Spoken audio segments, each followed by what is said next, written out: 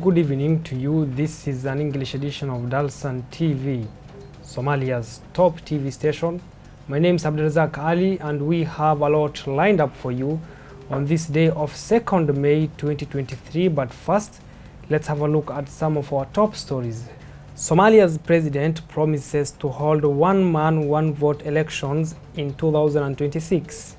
Somali army kills 60 Al-Shabaab members in planned operation in Mudug region. Somalia and Congo set for clash in the Total Energies Under-17 Africa Cup of Nations. Somali president denies rift with federal member states.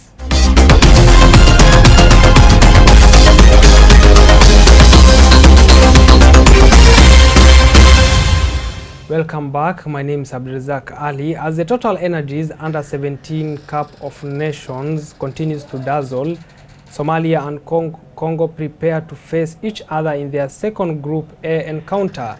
As the Total Energies Under-17 Africa Cup of Nations continues to dazzle, Somalia and Congo prepare to face each other in their second group encounter. Both sides come into this match nursing their wounds from their respective opening games and are eager to claim victory in this pivotal game. Despite Somalia's lack of experience on the international stage, coach Nur Mohamed Amin exudes quiet confidence ahead of the match. The fact that his team is in uncharted territory does not faze him. Instead, he draws upon his team's undaunted spirit, which was full of display during their stunning performance at the CECAFA Regional Qualifiers Ethiopia last year. Congo, on the other hand, will be aiming to build their impressive start to the tournament. The Congolese side secured hard-fought 2-1 victory over Senegal in their opening game, with striker Junior Kabananga scoring both goals. The team will be looking to Kabananga to continue his fine form and help them secure another important win. The stakes are high for both sides in this encounter, with only the top two teams from each group progressing to the knockout stage. A win for either Somalia or Congo will be crucial in their bid to reach the next round. The loser of this match will face uphill task to qualify, while a draw will leave both teams with a slim chance of making it out of the group. The clash between Somalia and Congo promises to be an exciting affair, with both teams possessing attacking talent and hunger to win. A win for either side will not only secure 3 crucial points, but also give them much needed boost in confidence for the rest of the tournament. The Total Energies Under-17 Africa Cup of Nations has already produced some thrilling matches, and this encounter between Somalia and Congo is sure to be no different. With so much at stake, football fans across the continent will be eagerly anticipating this clash as the two sides battle it out for a place in the knockout stage. Now, Somalia Civil Aviation Authority has issued a warning to Somali Airlines regarding the treatment of passengers. In a statement, the airlines have been advised that passengers cannot be kept at the airport for more than 3 hours and cannot be booked while waiting for the plane to board and check its safety. The Somali Civil Aviation Authority has issued a warning to Somali Airlines regarding the treatment of passengers. In a statement, the airlines have been advised that passengers cannot be kept at the airport for more than 3 hours and cannot be booked while waiting for the plane to board and check its safety. The warning comes following an incident where approximately 50 passengers were delayed at an airport after one of the airlines tried to cancel a flight. Passengers reported that they were waiting in a separate line to retrieve their luggage. This incident highlights a common frustration among passengers regarding flight cancellations, extended delays, and lost baggage. In 2021, the Somali government began issuing licenses to operate in its airspace, commonly known as Air Operator's Certificate. The issuance of these licenses marked a significant milestone in the aviation industry in Somalia. Somalia's plate registration number is 6 Oscar 60. Before this milestone, the bulk of aircraft operating in Somalia used registration numbers from different countries such as Kenya. However, with the issuance of the air operator's certificate, the aviation industry in Somalia is set to experience significant growth and development. The warning issued by the Somali Civil Aviation Authority is a necessary step by ensuring the safety and comfort of passengers traveling on Somali airlines. The authority has a responsibility to regulate and monitor the operations of the airlines in Somalia. The warning serves as a reminder to the airlines that they must comply with aviation regulations to ensure a safe and smooth travel experience for passengers. The issuance of the airspace operator's certificate and warning issued by the Somali Civil Aviation Authority are positive steps towards ensuring the enhancement of the aviation industry in Somalia. These efforts will attract more investment in the aviation sector, creating jobs and promoting economic growth in the country. Now, Somalia's president, that is Dr. Hassan Sheikh Mohamud, has denied allegations of a growing rift between the federal government and federal member states. The Consultative Council meetings serve as an important for the federal government of Somalia and federal member states to engage in dialogue and discuss issues of mutual concern.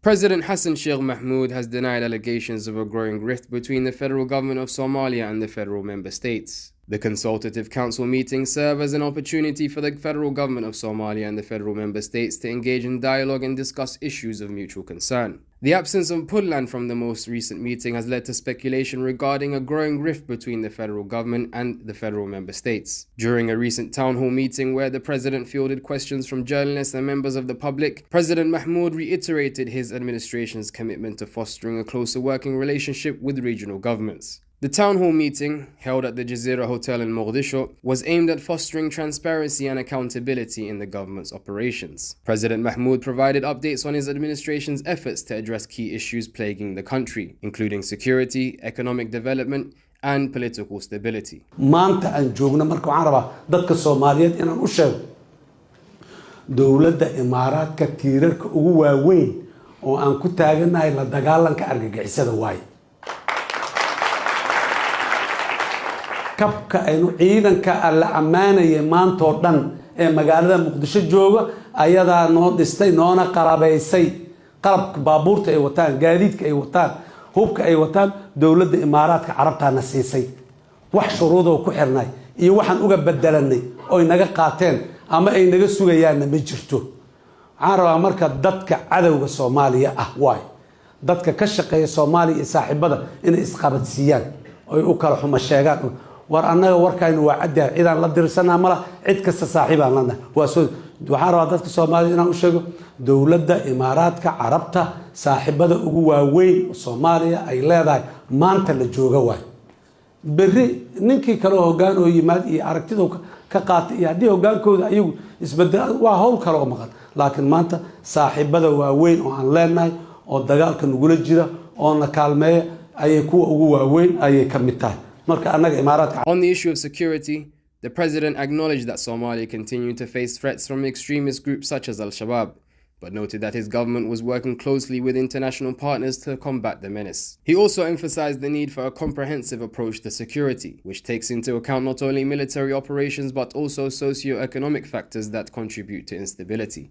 President Mahmoud further addressed concerns about economic development, outlining his government's plans to create jobs and attract foreign investment. He highlighted the importance of infrastructure development, particularly in the transport sector, as a key driver of economic growth. In concluding the town hall meeting, President Mahmoud reiterated his commitment to working closely with all stakeholders to address the challenges facing Somalia. He called for unity and urged all Somalis to rally behind the government's efforts to build a peaceful and prosperous nation. The town hall meeting was lauded by many as a positive step towards greater transparency and accountability in government. It provided an opportunity for citizens to engage directly with the president and hold the government accountable for its actions. For Dalsan TV News, I'm Ahmed Abdirashid Nourgesi. In a planned operation today, the Somali National Army SNA killed at least 60 Al-Shabaab fighters in southwest of Mudug.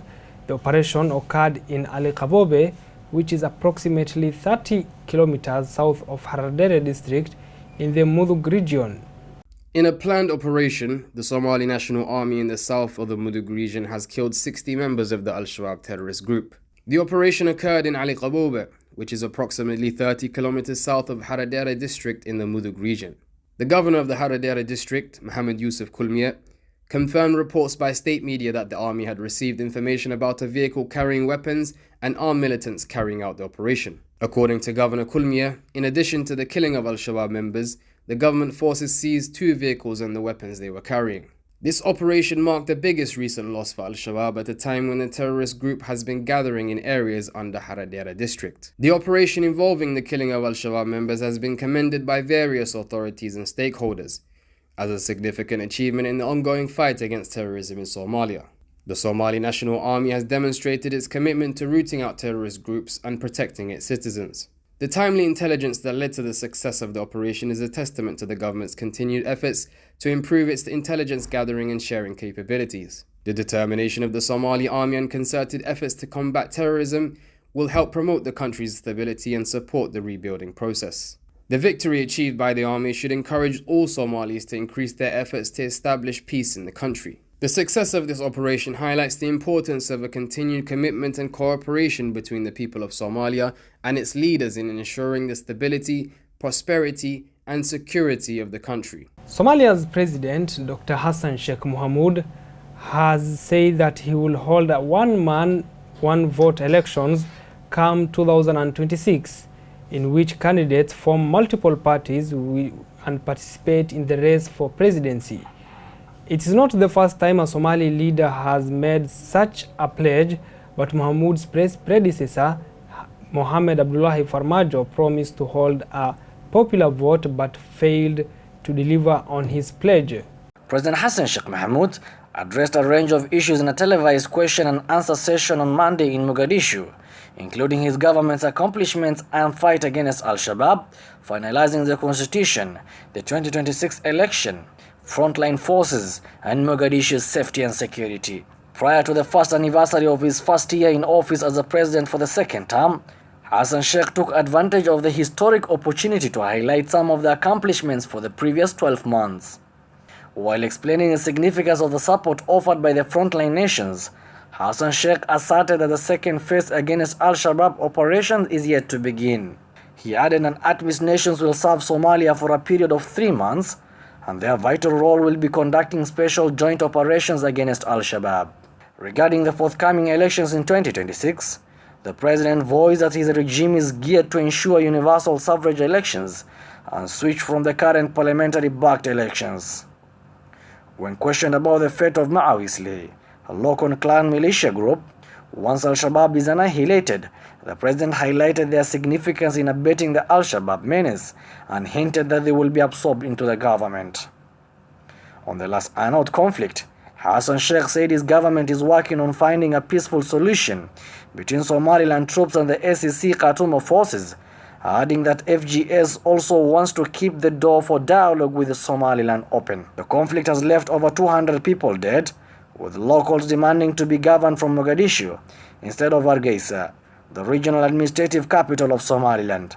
The state broke away from Somalia in 1991 following a civil war, but is yet to be recognized internationally, thus reconciliation efforts.